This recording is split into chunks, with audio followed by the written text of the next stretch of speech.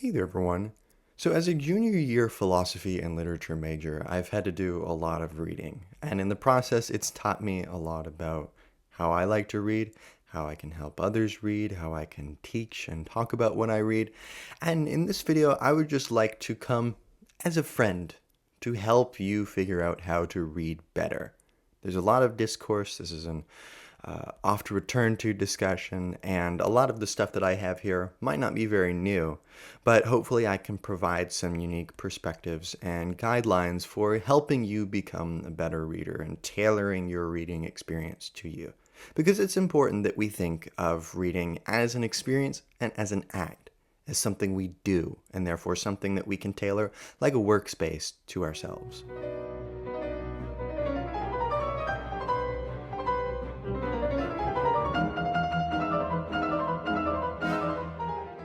So, in keeping with this idea of tailoring, first I think it's important to consider your environment in which you read, to tailor your reading space to your needs. Now, this means a lot of different things. It means, how are you sitting? Are you in a chair where you're upright? Are you in a bed with a pillow propped up behind you? Are you sat on a mat in a park? Are you on a bench?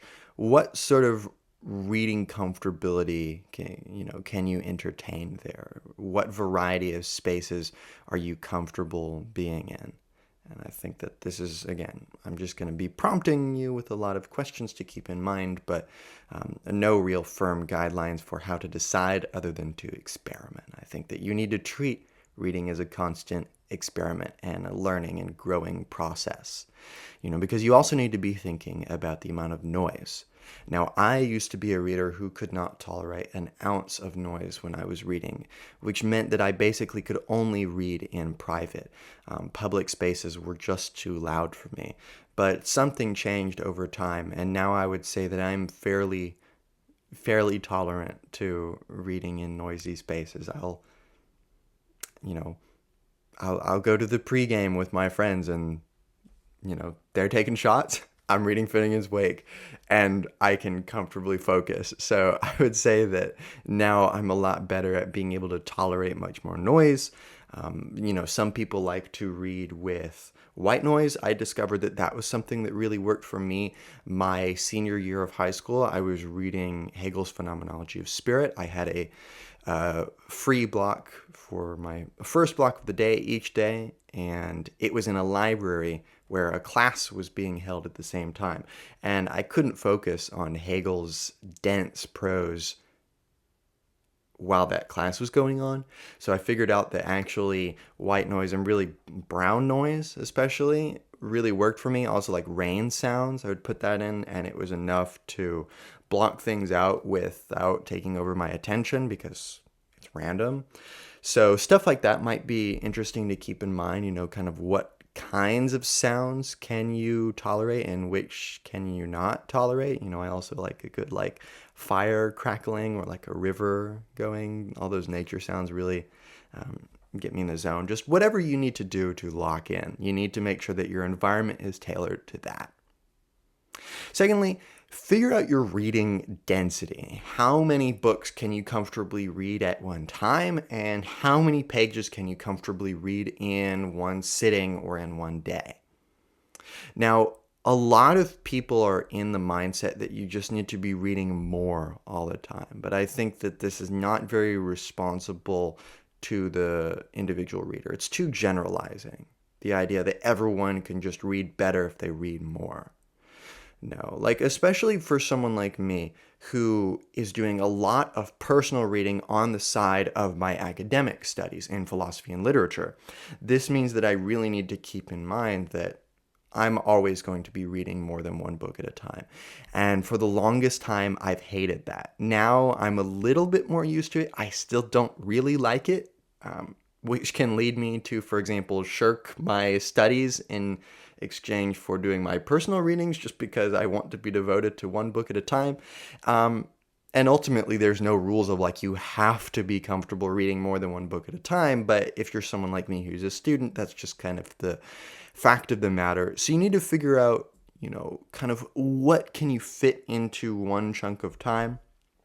And I would say that, if you're going to be kind of going for a chunk method, you need to keep in mind that you shouldn't be like switching between books within that time. Like if you've got an hour to read, I wouldn't be switching back and forth between books. I would say, okay, if I've got an hour to read right now, I'm going to be reading, something from my studies or something that I'm researching or some essay or whatever. Don't try to fragment your reading experience too much. But it's important to figure out kind of what density of stuff is not too overwhelming for you, because don't read beyond your comfortable reading density. I mean, the definition of insanity, we know, is doing the same thing over and over and expecting different results. So if you are not retaining what you're reading, if you're reading so much that you're not retaining it, there are many reasons why that could be, but one of the big ones is that you are beyond your reading density. And that's not a personal slight on you. You are comfortable reading what you are reading. And this shouldn't be seen as a personal attack. So it's nice to keep like a page range in your head. This will, of course, be rough. But for me, I can read anywhere between like 15 and 80 pages a day. Big range, but it depends on what I'm reading. So if I am reading Heidegger's Being and Time, 50 pages in a day, spread out over chunks throughout the day, is a good amount. I mean, that's a hard amount because it's such a hard text to read. And I have to be so careful, and I'm doing lots of side reading. I'm, reading the German text alongside it. Maybe I've got a critical text open as well, some secondary literature. All of this is going to factor in. So if I've got something like that, it's more on the 15-page side.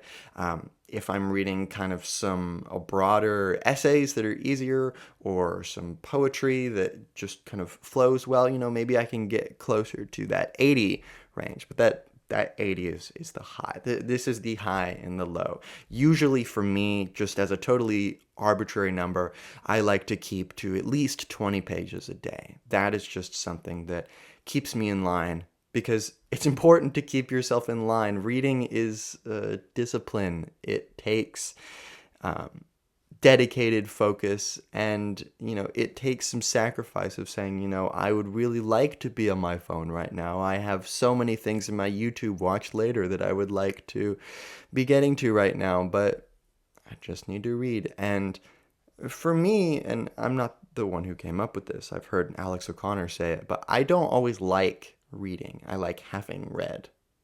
I like having the knowledge, being able to talk about the things, and reading is oftentimes a tool or a means to an end. But that's not always the case. There are many times now, much more than I used to be, where I'm just genuinely enjoying reading. And you'll find that that's the case a lot of the time. If you're finding that you just can't get into your readings, you can't focus, you can't lock in, you can't retain anything, it might just take some time, some iterated attempts of trying different things and figuring out that over time, yeah, you do start to build up a corpus of solid information. You do figure out what to look for when you're reading a particular type of text, and therefore how you should be approaching it from a conceptual and a practical perspective. But don't go beyond your reading density is all I'm trying to say here. And one of the ways that you can do this, and this is one of the things that is really kind of become a comfortable strategy for me in university, is that you don't just have to read once per day. You can do chunk or block reading. So let's say I have an 80-page essay to get through. For some crazy reason, I have been assigned 80 pages worth of one essay. That's too much for me to read in one sitting, generally. For most people, I would assume that that is probably a little bit too much to read in one sitting. That's okay. Who said you have to read everything in one sitting? Especially the way that us busy modern folks' days work. Oftentimes there are little blocks here and there where you can fit in reading. And they can't be too small of blocks, and they can't be in too inconvenient of a time. I know there are some people who are like, I always need to have a book on me, and I will read if I've got 5 minutes on the train. I don't really think that's a good idea. I don't really think that you're going to be retaining much if you're so in the hustle and bustle of things and you just have 5 minutes to get into the reading space. I don't even really know how much productive reading you can do in that time. So, it's important that you don't let these chunks be too inconvenient or too short. But, oftentimes in my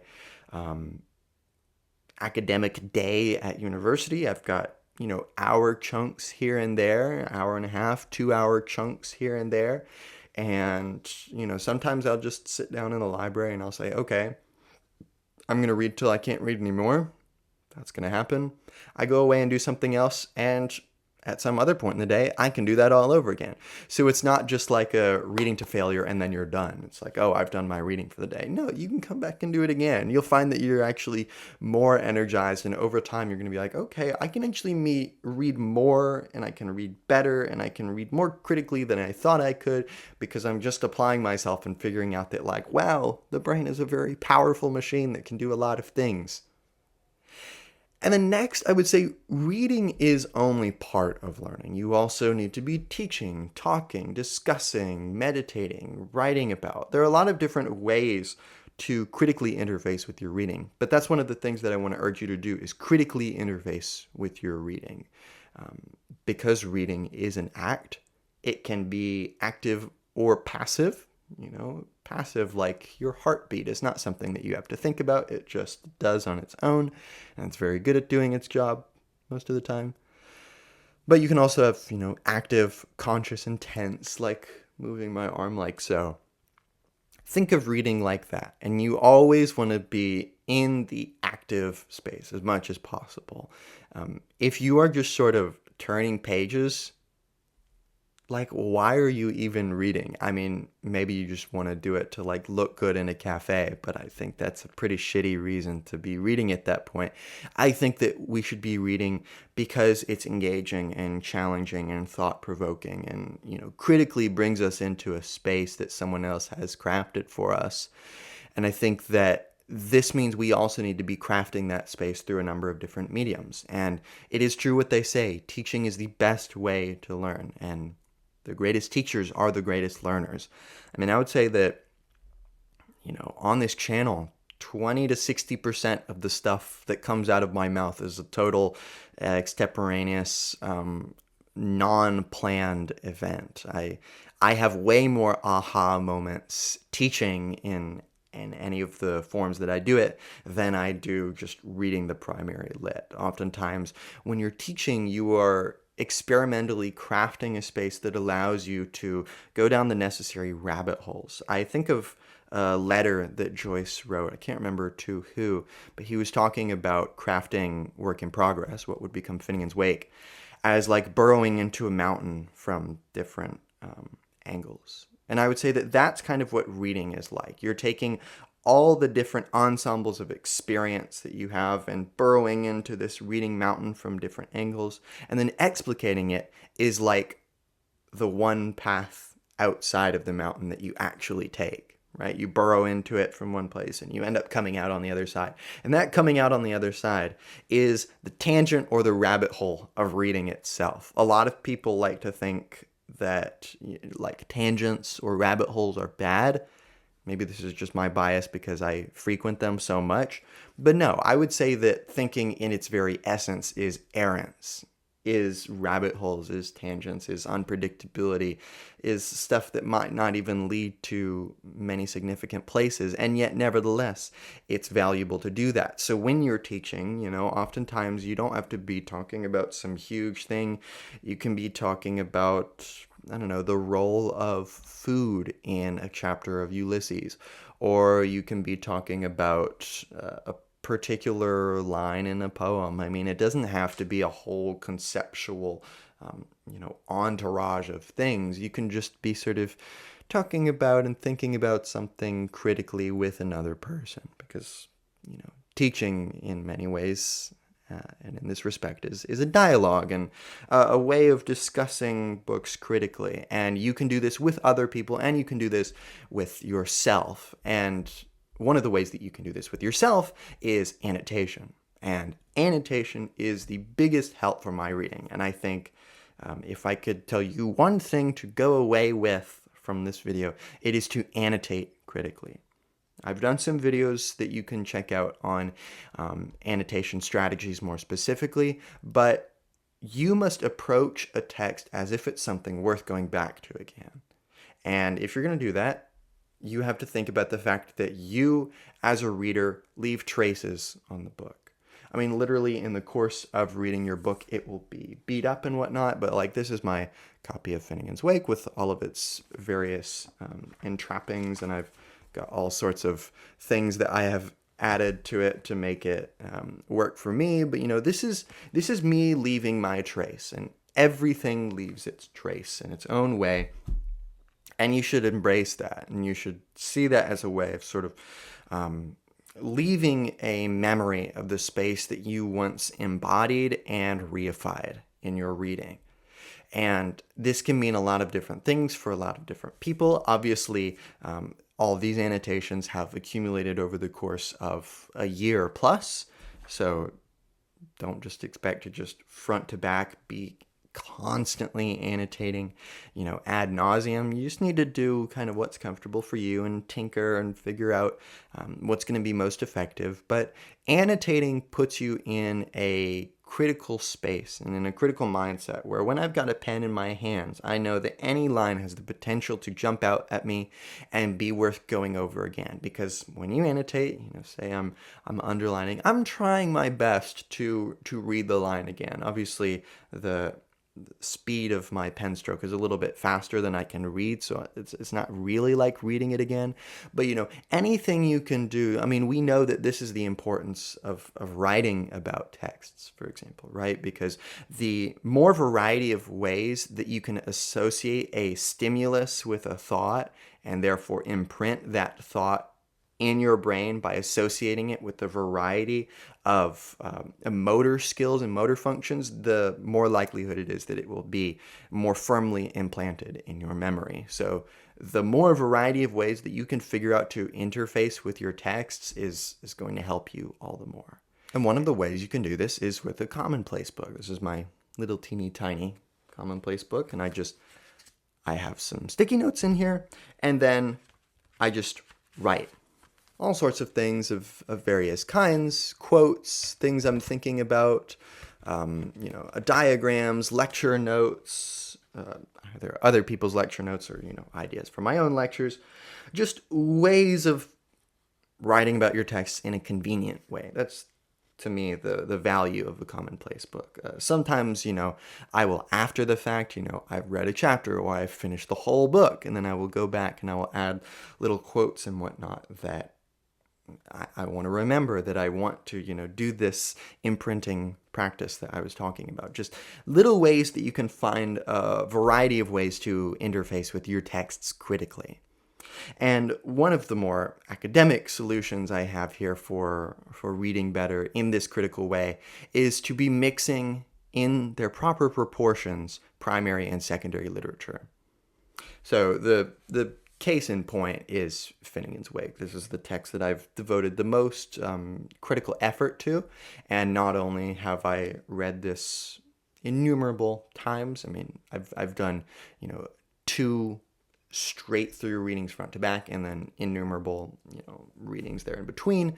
But then I also read just a shit ton of secondary literature. I mean, these are some of the ones that I've been reading recently, but just ways that you can oscillate between reading the primary text itself and then reading people talking about that primary text itself and talking about the primary text itself. You really want to go meta and get all the different layers you can to reading. See reading as this dialogic process between reader and writer, between text and critic, and figure out that there's a whole kind of stratified mountain that is the text, and you need to come at it from all of its different layers and be able to kind of parse them out and see how they interpenetrate into one another. And a great way to do that is with secondary lit, because it's going to give you tons of different perspectives. I mean, you can come from feminist criticism or deconstruction or genetic criticism or reader response theory or new criticism. There's tons of different things out there for everyone that is going to help you figure out what is the best way to be reading this and therefore to be thinking about it, because I don't think you can really separate those. I mean, when we're reading, we're thinking, and when we're thinking, we're reading our own thoughts. So figuring out how to incorporate secondary literature, not only monographs like this, but also essays. It's important that no matter what it is, if you really want to learn some more about it, just find an essay or two, on JSTOR or something like that. Especially, if you go to a university, you probably have free access to JSTOR, which is just a wonderful resource for finding secondary literature from very qualified scholars who are going to be able to help buttress your reading attempts and make them more fruitful. Next, I think it's important to always have a book with you, but not always be reading. Like I said before, some people want to, always have a book with them and be reading on the train in these little teeny tiny spaces where you really can't feasibly get much productive reading done. I, on the contrary, think it is always nice to have a book with you. I always have Finnegan's Wake with me basically everywhere I'm going, but don't always be reading, because this way, oftentimes you'll suddenly have 45 minutes where you just have to sit latently, and now a reading opportunity has shown itself forth. And if you didn't have a book, what are you going to do? Well, you're going to be on your phone, because we're in the 21st century. But if you have a book with you, that's more opportunities for you to be reading. And again, you can find what environment works for you, but, sometimes if I'm walking back from a class, I can read while I'm walking, because I'm just so ingratiated in what I'm reading that I just want to read while I'm walking, or, I don't know, while I'm waiting for a friend to arrive somewhere, because friends are often late and you have more time than you think you do. Just, again, little ways where you can make sure that you've got a book on hand, but you can decide when is the best to be reading. And speaking of when is the best time to be reading, don't read when sleepy. That's my final piece of advice. You're not going to retain it. I know some people who like to, read to unwind, and that's good. I like to do that too, but I always reach that point where I've unwound and I'm still, for some reason, reading, even though I know that my eyes are, I can barely keep them open, and I'm not even really retaining what I'm reading. I'm going back 3 lines a page because I don't remember anything I've read. Just stop. You're not doing yourself any favors. You probably know that, but this is just me reassuring you that, pick your battles. And if you're sleepy, don't be reading. Definitely don't be reading Finnegan's Wake when you're sleepy. Maybe do that. I don't know. Anyways, these are just some of the tips that I have in mind for reading better. Hopefully some of these can be of some use to you. You can check out any of my other lectures I've done on postmodernism, German idealism, gender theory, post-colonial studies, and other classic literature. You can also become a channel member for $5 a month and gain access to, among other things, a private philosophy Zoom, which you can tailor to your needs. I also have super thanks if you just like to donate to the channel, because books are not cheap, especially these kind. That's it for this lecture, and I will see you in another one.